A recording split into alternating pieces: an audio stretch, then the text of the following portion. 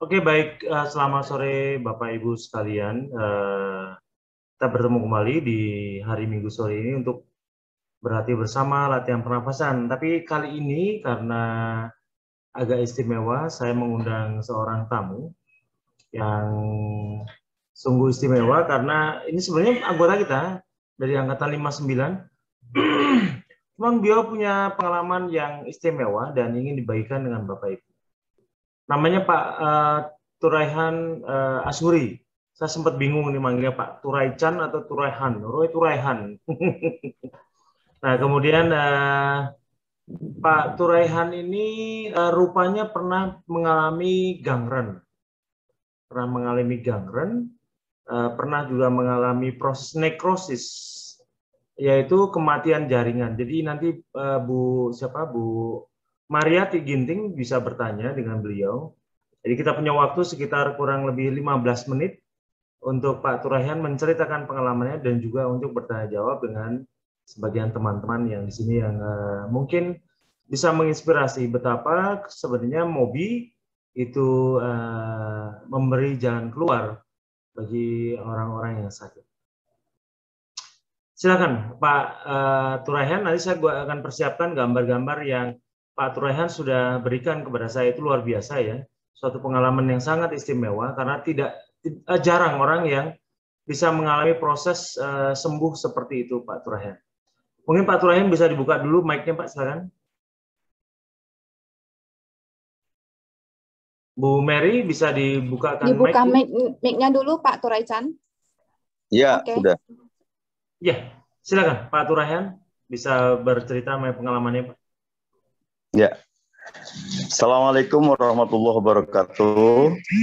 Selamat sore pada Pak Eko, juga Pak Warsono, mentor saya, Ibu Carkini, dan juga semuanya yang di BI, juga bapak-bapak, ibu-ibu yang kebetulan sore hari ini mengikuti olah napas yang kedua mungkin di hari Minggu ini. Nama saya Turaihan Ashuri, asli dari Indramayu, Jawa Barat. Ya, Pak. Saya mengalami diabetes itu terdeteksi sejak tahun 1995. Itu terdeteksi ya, bukan berarti sudah terkenanya nggak tahu itu. Sebab nggak tahu ya? Iya, jadi ketika itu tahun 1995 itu saya kecelakaan, nggak ada luka yang tidak sembuh-sembuh sehingga dicek itu ternyata gula darah saya sudah 300 gitu saat itu. Nah, itu terdeteksinya tahun 1995. Nah, kemudian seiring berjalannya waktu, saya merasakan bahwa diabetes itu saya anggap bukan hal yang terlalu istimewa atau tidak terlalu luar biasa gitu, penyakit luar biasa. Saya menganggapnya seperti itu. Karena saya melihat banyak teman-teman saya yang juga sama, konon katanya cukup aktif saja Pak, aktif bekerja, aktif olahraga gitu aja, nanti hilang dengan sendirinya. Saya ikutin akhirnya. Sehingga terjadilah puncak kejadian yang diceritakan Pak Eko tadi, gangren itu. Saya mengalami itu ketika terjadi, sebetulnya saya juga kaget, ada luka yang tiba-tiba muncul tanpa ada penyebab, yaitu sebenjolan yang seperti kena api atau bila pakai sepatu yang seret itu kita suka benjol gitu kan, suka itu. Nah, itu barulah menyebabkan saya itu terluka. Dari situlah luka itu mulai muncul dari awal itu.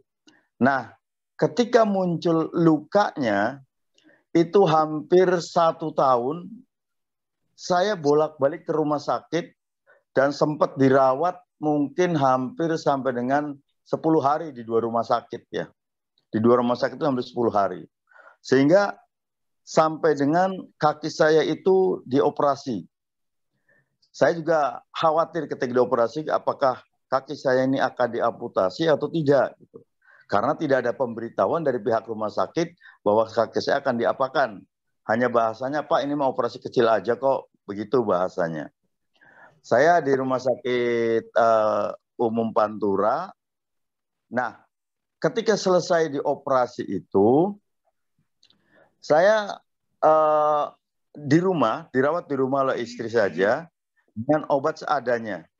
Ya maklum Pak, kondisi ekonomi memang akhirnya saya tidak bisa berobat jalan gitu. Akhirnya cukup di rumah diurus oleh istri saja, luka-lukanya. Bahkan ada orang yang baik mendatangkan seorang perawat dari rumah sakit lain yang khusus menangani selama seminggu sekali. Gitu. Bahkan ketika itu mulailah terlihat satu persatu luka yang ada di kaki saya itu mulai berkembang lukanya. Dari mulai jempol kaki sebelah kanan sampai dengan merembet kemana-mana sehingga pada akhirnya ketika bulan Juli saya tiba-tiba saja muncul di WA saya itu ada undangan untuk bergabung di MOBI. Bergabung di MOBI, saya sebenarnya tadinya mau mencuekan, tapi penasaran. Penyembuhan diabetes tanpa obat dan ramuan. Ini yang menarik buat saya. Akhirnya ketika saya pelajari terus-menerus, akhirnya saya memberikan jawaban dengan sendiri melalui hati. Mungkin ini Allah memberikan jalan untuk kesembuhan penyakit saya, khususnya luka yang sudah semakin parah. Karena posisi luka itu kalau nggak salah di angka 6 atau di angka 7 itu yang saya kasih di gambar itu ada nomor 6 atau nomor 7. Itu pada saat saya diundang oleh MOBI untuk bergabung di MOBI. Tapi tidak tahu, saya bukan melalui teman, bukan melalui siapa-siapa, muncul dengan sendirinya. Akhirnya saya berkata, inilah mungkin pertolongan Allah, melalui jalan ini saya harus bergabung dengan MOBI. Dan alhamdulillah, setelah bergabung, perkembangannya itu sudah mulai terlihat. Posisi gula darah saya, dari semenjak awal, yaitu 350 itu ketika baru pertama kali terdeteksi, kemudian setelah kejadian luka di kaki itu, hampir yang namanya setiap kali saya cek gula darah, karena saat itu kita sering bolak-balik ke praktek dokter, jadi sering ngecek itu kadang-kadang suka high, artinya tidak terbaca. Saya menanyakan ini sebetulnya apa dok? Kok sampai begini? Ini berarti gula darah Bapak ini sudah di atas 500, 600. Bisa jadi ini angkanya 700 gula darah Bapak. Nah dari situlah gula darah, dan terakhir ketika menemukan MOBI itu gula darah saya adalah 450. Tapi saya yakin ketika saya dalam hati saya meyakini bahwa ini adalah memang pertolongan Allah melalui MOBI. Kemudian saya ikuti satu persatu program yang disampaikan oleh MOBI dari mulai awal. Dan alhamdulillah ternyata sangat telatennya Pak Warsono ketika memberikan jawaban-jawaban kepada saya, karena kadang-kadang kalau di grup saya masih kurang puas, akhirnya saya japri ke beliau. Begitu banyak rangkaian, walaupun saya baru menyampaikan kondisi luka saya kemarin-kemarin itu baru hari ini Pak, ke Pak Eko. Sebelumnya saya tidak pernah menyampaikan Pak Warsono bahwa kondisi luka saya ini seperti ini, enggak. Jadi baru hari ini saya menyampaikannya. Karena apa? Karena sudah ada kepuasan di hati saya Pak. Sebab untuk Bapak Ibu bahwa ketika menemukan program MOBI, setelah 3 hari sudah ada anjuran untuk IF dan juga PMB, saya langsung ikut. Saya tidak tanya sana, tidak sini, langsung ikut PMB, langsung ikut IF, menjalankan IF. Nah, 3 hari setelah mengikuti PMB dan IF, gula darah saya dari 450 drastis turunnya sampai 92. Ya walaupun mungkin dalam 3 hari itu saya belum ngecek kondisi gula darah. Tapi tiba-tiba setelah 3 hari itu jadi 92. Saya terkejut bukan main, Pak. Baru melaksanakan PMB dengan tidak makan karbo, Itu saya udah langsung turun begitu. Apalagi nanti ke depan. Itu hati saya yang bergetar seperti itu. Apalagi ke depan sampai dengan olah napas.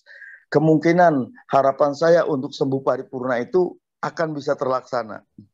Nah, dari situlah dari angka 450 masuk sampai dengan 92, kemudian karena merasa ini sudah rendah, saya beberapa hari tidak ngecek gula. Nah, baru hari keempat atau kelima ngecek gula darah, ternyata naik lagi. Dari 92 itu menjadi 120. Kemudian saya diamkan lagi. Cek besok lusanya lagi, saya ngecek lagi, itu angkanya naik lagi. Sampai 150, 160, sampai dengan 190. Nah, saya lebih terkejut lagi, baru beberapa hari yang lalu, itu angkanya sampai di atas 200. Itu lebih mengejutkan lagi, saya juga kaget. Tapi saya punya keyakinan, tidak mungkin program ini tidak akan ada hasilnya. Sebab apa? Saya belajar dari Pak Eko ketika menyampaikan suku Inuit seperti itu. Cukup dengan pola makan baru mengikuti program dari Pak Eko itu, saya yakin walaupun olah napas saya belum sempurna, diantaranya adalah dengan program PMB dan IF, saya yakin ada penurunan. Hingga tadi pagi itu sudah ada penurunan 180 gitu. 180. Tapi saya selama itu walaupun sejak awal saya minum obat, bahkan insulin pernah di angka 25 poin disuntikan setiap sore. Kalau pagi mungkin antara 10-15, tapi kalau sore bisa sampai 25 poin itu disuntikan ke badan saya itu insulin itu. Nah, ketika kita masuk ngobi, saya total ketika di angka 90 itu berkeyakinan saya tidak perlu lagi minum obat karena saya punya keyakinan tidak harus ketergantungan saya kepada obat. Akhirnya saya memaksakan diri untuk tidak minum obat sampai dengan saat ini. Walaupun masih di angka 180-an. Tapi saya yakin bahwa ini prosesnya akan tetap berjalan. Meskipun agak lambat, tapi yakin. Sebab menurut informasi baik dari Pak Warsono maupun Pak Eko, itu yang namanya gula darah itu bisa turun ada yang sampai dengan maksimal 4 bulan, 5 bulan, dan 6 bulan. Saya yakin dengan hitungan waktu seperti itu. Karena apa? Karena sekali lagi saya bersyukur kepada Allah bahwa ini saya yakin ini adalah anugerah Allah yang diberikan kepada saya. Karena setiap saat saya berdoa itu ingin sembuh, dan selalu ingin sembuh. Itu saja doa saya. Sehingga mungkin dengan yang jalan seperti ini. Ya tentunya angka ini masih belum jauh dari sempurna. Artinya angka gula darah itu masih jauh dari normal ataupun jauh dari kesembuhan paripurna. Tapi insya Allah saya yakin walaupun sedikit demi sedikit saya ikuti program baik PMB, IF maupun OLNAP tetap saya jalankan secara rutin dan berusaha. Ketika PMB saya tidak melakukan cheating kecuali kalau nggak salah itu 3 hari yang lalu saya sempat makan nasi tumpeng, tapi bukan nasinya yang saya makan. Ada ikan bakarnya, bahasa sini ya bekakak ayamnya. Dan bekakak ayam saya yakin bumbunya tidak akan terlalu banyak mungkin. Menurut biasanya itu hanya garam dengan apa gitu, hanya 2 macam saja. Tapi ternyata ketika dirasakan kok rasanya macam-macam. Padahal itu ayam bakar gitu. Tapi rasanya kok macam-macam, berarti ada bumbu yang lain. Itu saya sempat cheating yang 3 hari yang lalu seperti itu. Nah oleh karenanya ketika posisi gula darah sekarang ini 182, saya coba ikuti terus anjuran baik dari mentor maupun Pak Eko langsung. Itu akan selalu saya ikuti Pak. Sekali lagi inilah berkah, saya tidak akan menghitung berapapun lamanya waktu yang harus saya tempuh. Insya Allah semua ada waktunya gitu Pak. Ya, baik. Terima kasih Pak Turayan. Sekarang saya boleh tahu nggak dari ini saya ambilkan kembali gambarnya.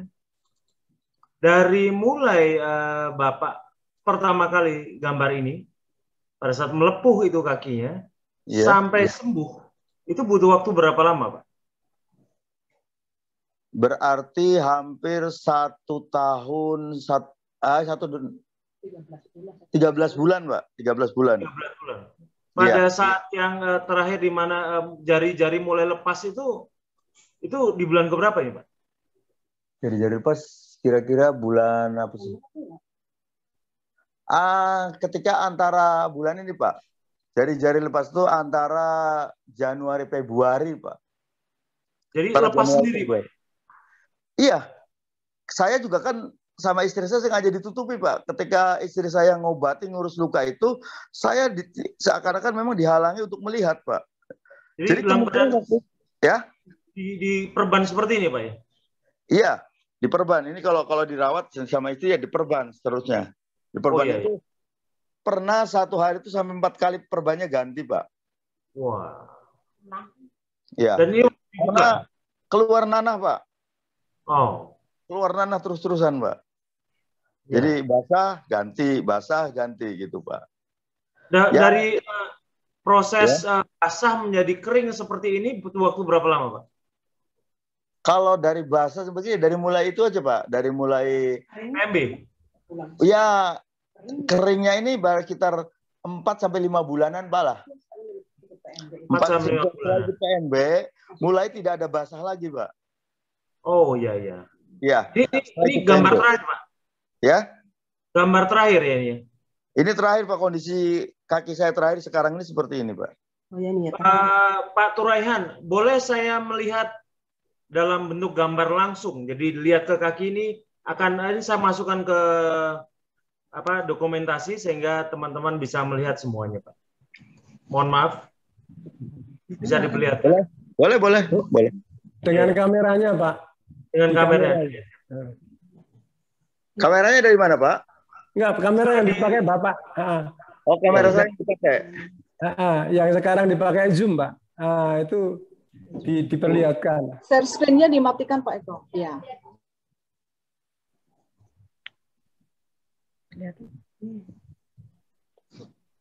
Diarahkan ke kaki, Pak. Diarahkan ke kaki. Sebentar, Pak. Kok mama sih?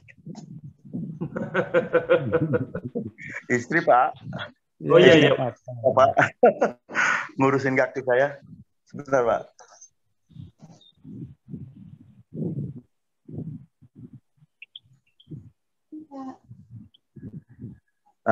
Ini. Sebentar, Pak. Kurang turun lagi. Kameranya turun lagi, HP-nya turun lagi. Iya, HP-nya turun lagi. Ini suruh pegangin Ibu aja, Pak. Ibu yang lihat. Ibu aja. Awas. Oh. Belum kelihatan. Terus ke bawah. Terus ke bawah. Terus. Diarahkan ke kaki, Bu. Iya. Diarahkan ke kaki. Nah, kaki. Terus ke bawah terus.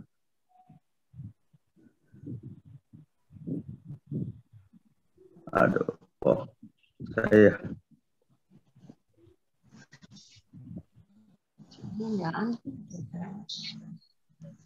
Sambil cas ya, Iya, tadinya Pak. Ini saya casnya dicabut secara ternyata. Iya, casnya dicabut dulu, Pak. Iya.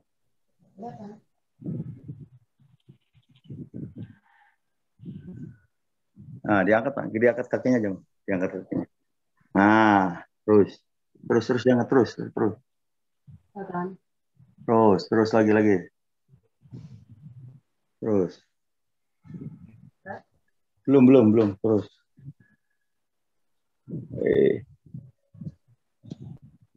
Saya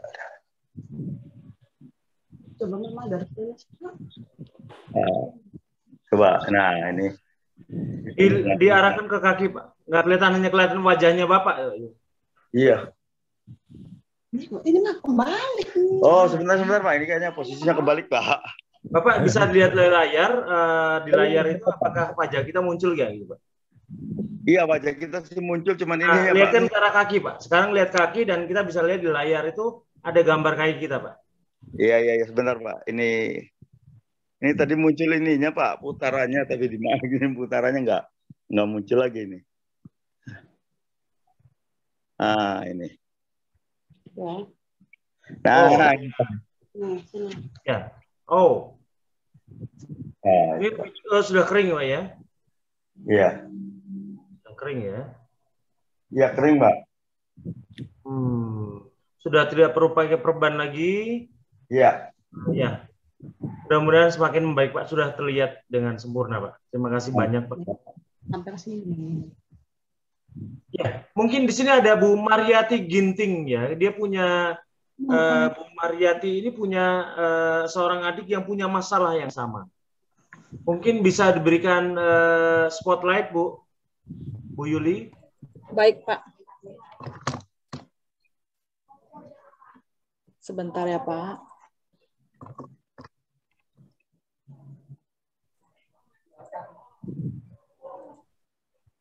Silakan dibuka mic-nya Bu Mariati.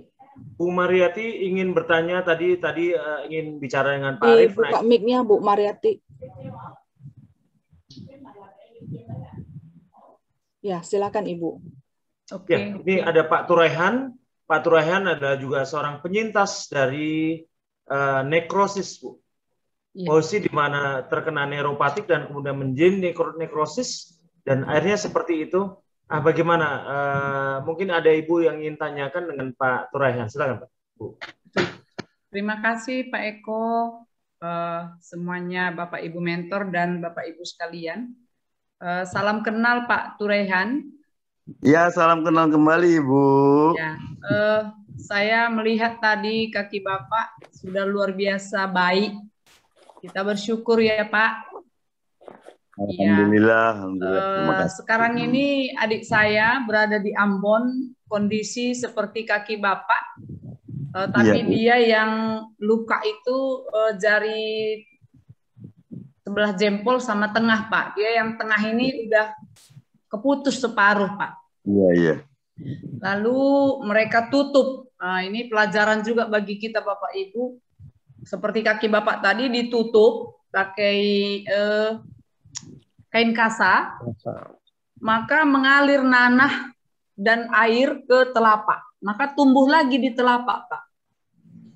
Kemudian mengalir lagi ke punggung kaki, maka tumbuh lagi di punggung kaki. Jadi sekarang memang benar dari mulai gelang kaki sampai ke jari-jari depan ada 3 tempat yang membusuk seperti tadi gambar kaki Pak Turaihan yang pertama. Tapi puji Tuhan juga ada seorang perawat yang seperti Bapak tadi mau menolong datang ke rumah untuk membersihkan. Di sana mereka menggunakan air laut, air garam. Direndam dulu, setelah direndam baru dibersihkan semua, digunting yang sudah rusak, nanahnya dipencet, dan airnya semua dikeringkan, barulah dicuci dengan NaCl. Yang mau saya tanyakan ke Pak Turaihan, selain PMB, itu bagian dari dalam ya Pak ya, kemudian puasa, apa yang Bapak gunakan untuk dari luar, obat-obatan yang dari luar, supaya luka itu cepat kering seperti itu pertanyaan saya Pak. Karena ketika dipakaikan suster yang di sana ke adik saya salep, tapi saya pun nggak tahu pula apa mereknya. Salep itu membuat makin membusuk. Itu tadi yang muncul di telapak kaki dan di punggung kaki. Jadi saya mau minta tolong sama Pak Turaihan sama Ibu, apa kira-kira obat yang digunakan dari luar untuk mempercepat pengeringan luka, Pak? Terima kasih, Pak. Iya Bu, terima kasih. Jadi ketika dalam kondisi tidak sembuh-sembuh, saya sudah mencoba berbagai macam obat ya Bu untuk mengeringkan luka. Itu juga masih kurang efektif nampaknya. Akhirnya saya dapat informasi dari teman, disuruh beli ini Bu. Namanya BV number one apa bifinol gitu. Nah ini Bu, saya beli online ini. Oh, Saya habis 4 botol Bu. BV Ini number di one online ya Pak? Bu, saya belinya. Iya, ini namanya. Saya setiap hari ini istri nyemprotkan itu sampai 2-3 kali Bu. Oh, semprot ya Pak ya. Setelah disemprot ditutup kembali gitu ya Pak? Lempar namanya. Iya Pak. Lempar.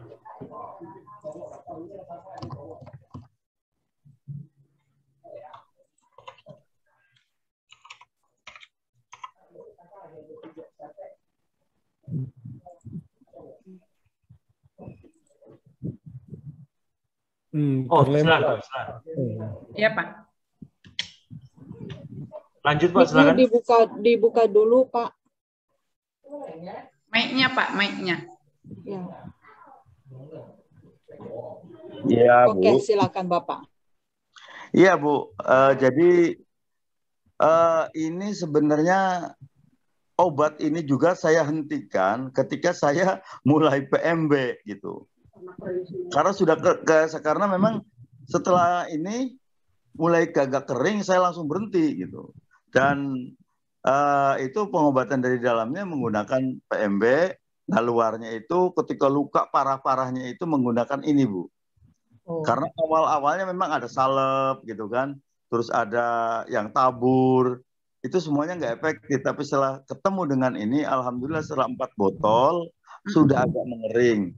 Dan ketika ketemu dengan bergabung dengan Mobi, saya langsung hentikan semuanya karena saya lihat kondisinya berubah gitu, termasuk gula darahnya, termasuk insulin juga yang saya konsumsi, obat-obatan juga mungkin berbagai macam obat sudah saya coba. Kemudian juga apa herbal, yang namanya herbal, anjuran baik dari saya browsing di internet dan lain sebagainya, semuanya sudah saya lakukan Bu. Tapi alhamdulillah memang hasilnya kurang memuaskan gitu semuanya itu. Tapi alhamdulillah Ribet mereka. Bergabung dengan Mobi itu alhamdulillah ketemu gitu Bu. Ya termasuk ini sudah penyembuhan Bu. Dulu mah duduk aja susah, terus berbaring terus gitu. Sekarang Ya. alhamdulillah sholat saja sudah bisa berdiri gitu sekarang Bu. Itu Bu. Iya.